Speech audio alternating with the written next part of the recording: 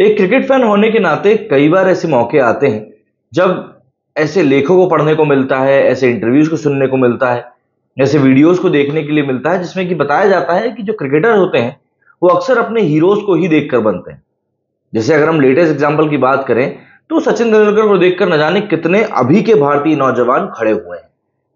विराट कोहली, रोहित शर्मा, ये कई सारे मौकों पर बोल चुके हैं कि हम सचिन तेंदुलकर को आइडियलाइज करते थे। अब ऐसे में आने वाली जनरेशन के जो क्रिकेटर रहेंगे, क्या वो इस टीम को देखकर आएंगे? इस बात में कोई शक नहीं होना चाहिए। दरअसल हिंदुस्तान ने 4 जुलाई को भारतीय क्रिकेट टीम के कई रंग देखे।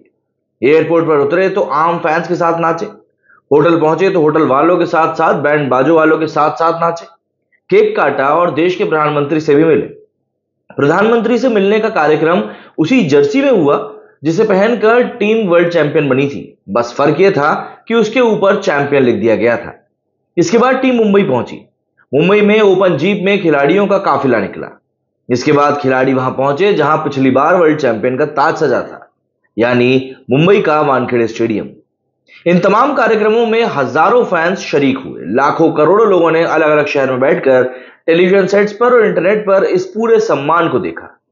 इसमें हर एक उम्र के लोग थे, हर वर्ग के लोग थे। इसमें क्रिकेट फैंस थे, क्रिकेट खेलने वाले खिलाड़ी थे। इन्हीं खिलाड़ियों में से ये बात तय है कि 8, 10 या 12 साल के बच्चे भी शामिल थे जो क्रिकेट के दीवाने हैं, क्रिकेट खेलने के लिए डांट खाने को तैयार हैं, कुछ तो पिटने को भी तैयार हैं। उन बच्चों ने भी आज अपने क्रिकेट स्टार्स का जलवा बिल्कुल सही तरीके से, सटीक तरीके से देख ही लिया होगा। और ये सोशल मीडिया का दौर है, इसमें जरूरी नहीं कि आप सब कुछ टीवी पर ही देखें। मोबाइल हाथ में है और मोबाइल में इंटरनेट की ताकत है, बस इससे ज्यादा आपको कुछ नहीं चाहिए। देश के अलग अलग शहरों में क्रिकेट खेलने वाले छोटे छोटे लाखों बच्चों ने आज समझा होगा कि वर्ल्ड चैंपियंस को कितना ज्यादा प्यार मिलता है, कितना सम्मान मिलता है, कितनी इज्जत मिलती है। इन्हीं लाखों बच्चों में से कुछ हजार बच्चों की आंखों में आज के दिन ही एक सपना भी पलना शुरू हो जाएगा, बड़े होकर वर्ल्ड चैंपियन बनने का, बड़े होकर रोहित शर्मा, विराट कोहली, बुमराह जैसा बनने का। इसलिए 4 जुलाई 2024 की तारीख को आप याद कर लीजिए।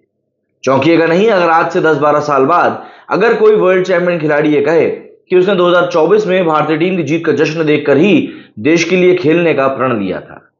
वो वक्त अब बीत चुका है जब कहा जाता था कि खेलोगे कूदोगे तो होगे खराब, पढ़ोगे लिखोगे तो बनोगे नवाब। अब खेल को लेकर समाज की सोच बदल चुकी है। आज लोग चाहते हैं कि उनके घर के बच्चे कोई एक स्पोर्ट जरूर खेलें, घर से बाहर निकलें, पार्क में जाएं, मैदानों में जाएं। तमाम सारे पेरेंट्स तो बच्चों के खेलकूद को लेकर खासा अवेयर भी हैं। वो बच्चों को एकेडमी लेकर जाते हैं। क्रिकेट के अलावा बाकी खेलों में भी लोगों की दिलचस्पी बढ़ी है। कोच को बच्चे में संभावना दिखाई देती है तो पेरेंट्स और गंभीर हो जाते हैं। आपको ऐसे पेरेंट्स भी मिलेंगे जिनमें माँ या पिता में से किसी एक ने अपनी नौकरी तक छोड़ दी, सिर्फ इसलिए कि बच्चे को खेल और ज्यादा सीरियसली क्या लिया जा सके। ऐसे हजारों एग्जाम्पल्स हैं। जैसे पीवी सिंधु के पेरेंट्स ने हैदराबाद में पुलेला गोपीचंद की एकेडमी के पास रहने का फैसला किया। गोल्फर अदिति अशोक के पेरेंट्स ने भी नौकरी को प्रायोरिटी ना देकर बेटी के खेल को प्रायोरिटी दी।